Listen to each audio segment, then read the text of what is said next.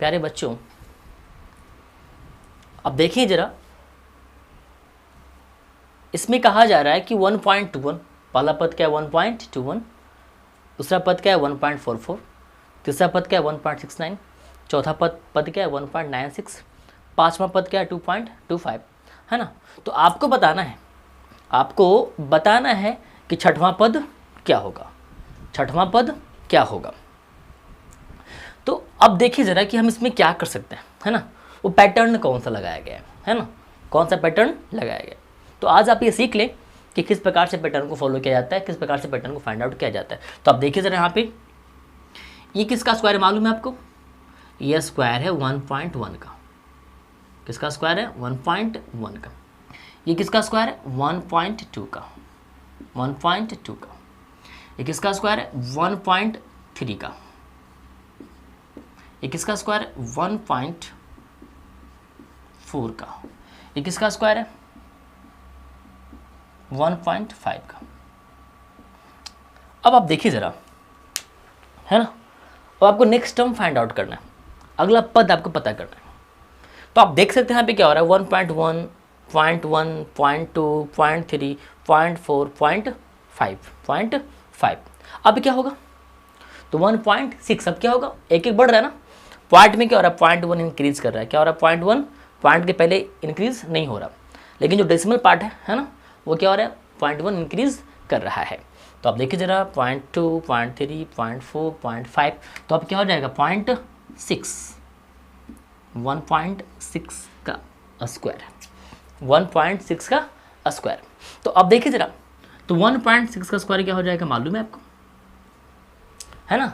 2.56 क्या हो जाएगा 2.56, ये रहा आपका आंसर, है ना। तो आप पैटर्न को समझें, है ना, इन चीज़ों को ध्यान में रखें आप। ये क्या था आपका 1.1 का स्क्वायर, ये क्या था 1.2 का स्क्वायर, ये क्या था 1.3 का स्क्वायर, ये क्या था 1.4 का स्क्वायर, ये क्या था 1.5 का स्क्वायर। तो अगेन नेक्स्ट टर्म क्या होगा 1.6 का स्क्वायर होगा, और 1.6 का स्क्वायर क्या होता है 2.56 होता है। तो ये आपके सामने है ना। अब आगे देखिए ज़रा, इसमें हम लोग देखते हैं क्या कर सकते हैं हम लोग, है ना। तो थोड़ा गौर करें आप, 169 ये भी एक न्यू पैटर्न है ना। तो आप समझेंगे चीज़ों को, स्क्वायर का यूज़ किया गया है लेकिन उसके साथ भी थोड़ा सा अलग है। देखिए जरा, ये क्या है 13 का स्क्वायर, है ना। ये क्या है 17 का स्क्वायर, ये क्या है 19 का स्क्वायर, है ना। ये क्या है 23 का स्क्वायर, है ना, 23 का स्क्वायर।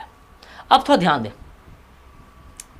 कि फिर ये क्या है 29 का स्क्वायर, 20, थोड़ा सा गौर करेंगे। 13 का स्क्वायर क्या होता है 169, 17 का स्क्वायर क्या होता है 289, 19 का स्क्वायर क्या होता है 361, 23 का स्क्वायर क्या होता है 529, और 29 का स्क्वायर क्या होता है 841।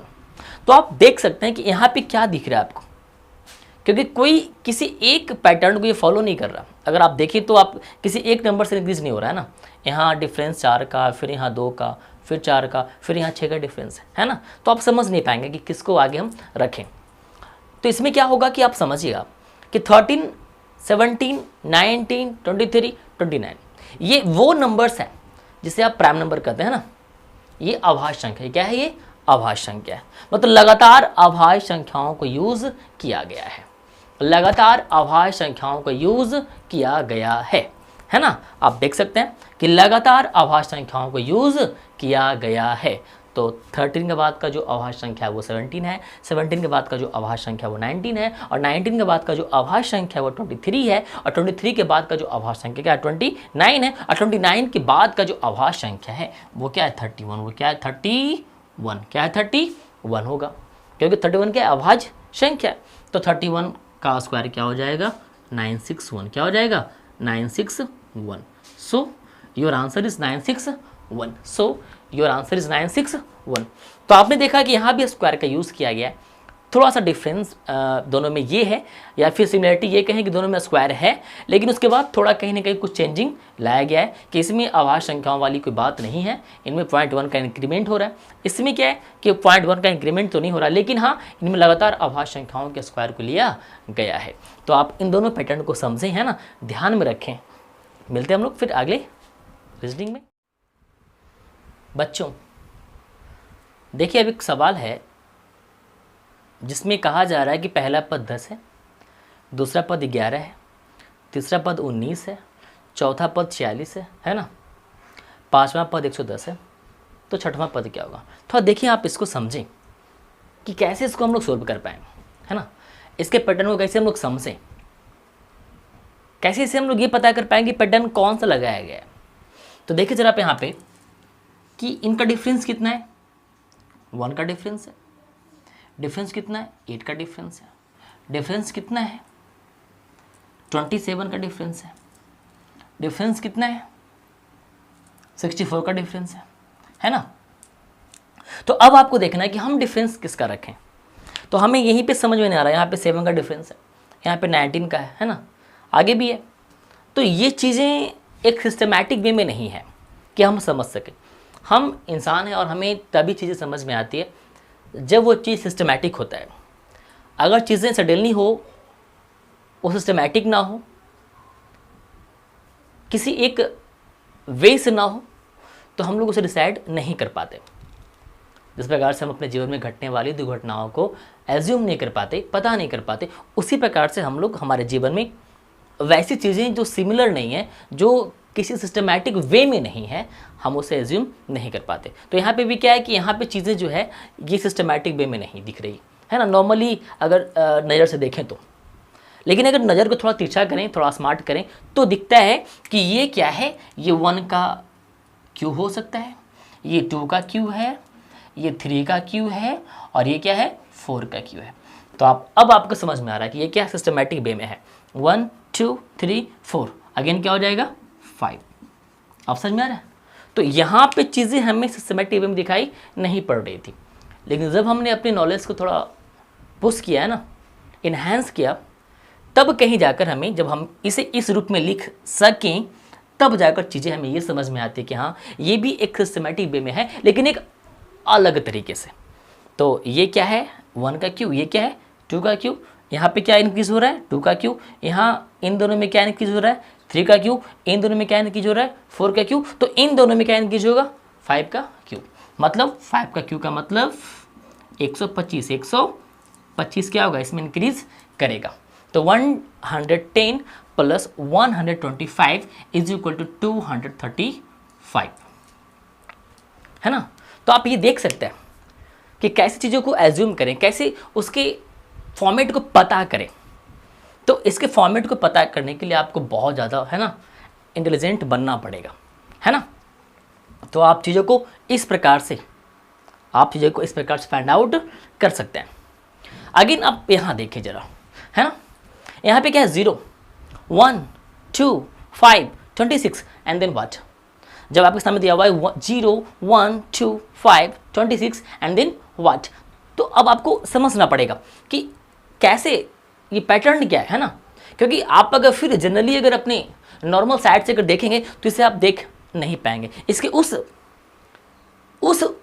परफॉर्म, जो वो जिस प्रकार से परफॉर्म कर रहा है, उसके परफॉर्मेंस को आप समझ नहीं पाएंगे, उसके पैटर्न को आप समझ नहीं पाएंगे, है ना।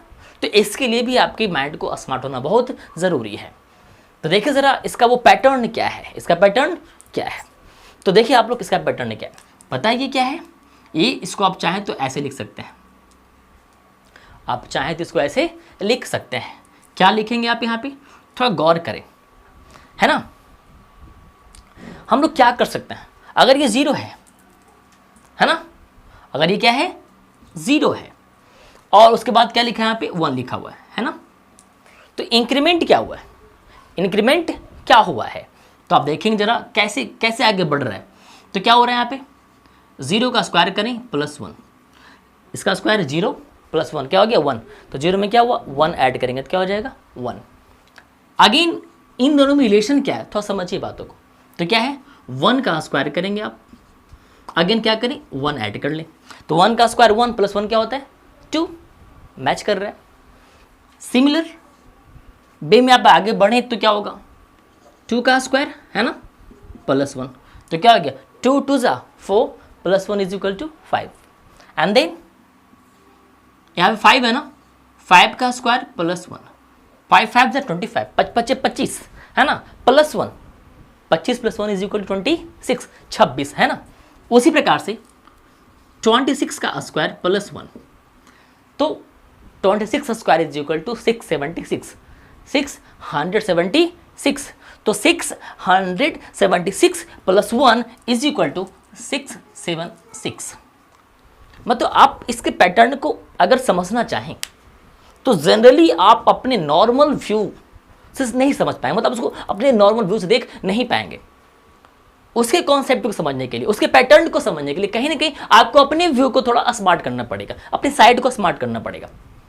तो इसके लिए जब हम कुछ इस प्रकार से लिखते हैं, उसे कुछ इस प्रकार से हम लोग रिप्रेजेंट करते हैं, तब चीज़ें हमें समझ में आती है कि हर अगला टर्म क्या हो रहा है, पहले टर्म का स्क्वायर का प्लस 1 है। क्या है, हर अगला टर्म क्या है, अपने पहले के स्क्वायर का क्या है प्लस 1 है। ये टर्म क्या है, इसका स्क्वायर का प्लस 1 है। ये टर्म क्या है, इसके स्क्वायर का प्लस 1 है। ये टर्म क्या है, इसके स्क्वायर का प्लस 1 है। तो अगला टर्म क्या होगा, इसके स्क्वायर का क्या होगा प्लस 1 होगा।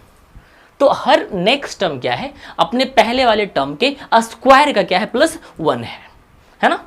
तो आप ये समझिए कि किस प्रकार से इन तरह के नंबर सीरीज को हम लोग कैसे सोल्व कर पाए, इसके पैटर्न को हम कैसे समझ पाए।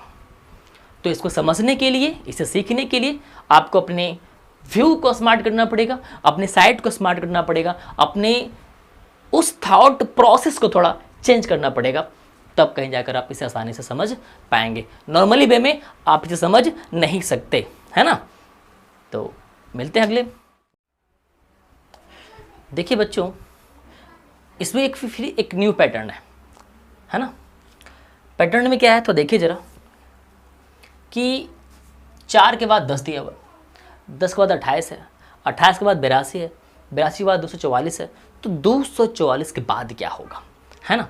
तो देखिए जरा यहाँ पे क्या होगा, इसका पैटर्न क्या है। पहले इसमें क्या कर रहा है, 3 मल्टीप्लाई कर रहा है, 4 दिया 12, 12 में से 2 गया 10, 10 दिया 30, 30 में 2 गया 28, 28 दिया 84, 84 में 2 गया 82, 82 गुने 3, 82 गुने 3 246, 246 में 2 गया 244, और 244 गुने 3, 244 गुने 3 और माइनस 2। तो ध्यान दीजिए आप, 244 गुने 3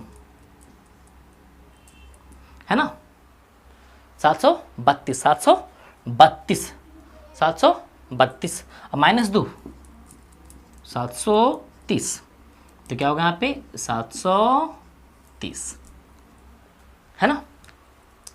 तो आप लोग कुछ इस प्रकार से चीज़ों को समझें, है ना, और ध्यान से रखें और ध्यान में इसको लेकर चलें, क्योंकि जब आप इसको बनाएंगे तो जब तक पैटर्न और वो थाउट आपके अगर दिमाग में नहीं होगा ना, तो आप उलझ कर रह जाएंगे और आपका टाइम वेस्ट हो जाएगा। तो आप इस प्रकार से, है ना, चीज़ों को हल कर सकते हैं, या करते रहेंगे या फिर करते रहने का प्रयास करेंगे, प्रैक्टिस करेंगे, तो शायद आप बेहतर कर जाएंगे, या आप शायद कि आप कर ही जाएंगे बेहतर। अब देखो इसमें क्या कर रहा है, 3 4 6 6 12 8 24। अब देखिए जरा इसमें क्या कर रहा है, इसमें क्या कर रहा है। अब 3 है, 4 है, 6 है, 6 है। तो अब देखेंगे आपकी 3 4 6 6 12 8 24, मतलब लगातार 2 सेम डिजिट जो है ना लगातार दिया हुआ है। मतलब साफ है कि आप इसमें ना कुछ ऐड कर सकते हैं ना कुछ सब्ट्रैक्ट कर सकते हैं, क्योंकि चीज़ें बहुत, है ना, नंबर ना तो असेंडिंग ऑर्डर में ना तो डिसेंडिंग ऑर्डर में। तो कहीं ना कहीं आपको दिमाग लगाना पड़ेगा। जब आपके नंबर्स हमेशा असेंडिंग डिसेंडिंग में कन्वर्ट होता रहे, घटता बढ़ता रहे, तो आप समझ जाएं कि चीज़ें थोड़ी अलग है। मतलब 2 इसको पार्ट में बांट दें। मतलब ऐसा कि देखिए ज़रा इसका पैटर्न क्या है, 3 2 जा 6, 6 2 जा 12, है ना, 12 2 जा 24। तो इसके बाद अगर हम लें तो वो क्या होगा, इस टर्म के बाद चला जाएगा, इस टर्म में, है ना। तो ये आगे बढ़ाने से कोई फायदा नहीं, क्योंकि हमसे इस टर्म के बारे में पूछा जा रहा है। अगर हम इस टर्म को आगे बढ़ाते हैं तो हमें एक टर्म छोड़ के आगे बढ़ना पड़ेगा, और इसके बाद अगर मल्टीप्लाई 2 करें तो जो आंसर आएगा क्या आएगा 48, वो यहाँ पे आएगा। लेकिन हमें इसको मालूम करना है, तो देखिए जरा यहाँ पे 4 + 2 6, 6 + 2 8 and 8 + 2 = 10। So your answer is 10, है ना। तो आप देख रहे होंगे कि यहाँ पे पैटर्न कितना मूव हुआ है ना। एक बार मल्टीप्लाई किया है ना, एक सेट में क्या है मल्टीप्लाई करके लाया गया, एक सेट में क्या है +2 इंक्रीज किया जा रहा है, +2 इंक्रीज किया जा रहा है। तो इस प्रकार से भी चीज़ों को हल किया जाता है ना। तो मिलते हैं हम लोग फिर अगली, है ना, नंबर सीरीज में।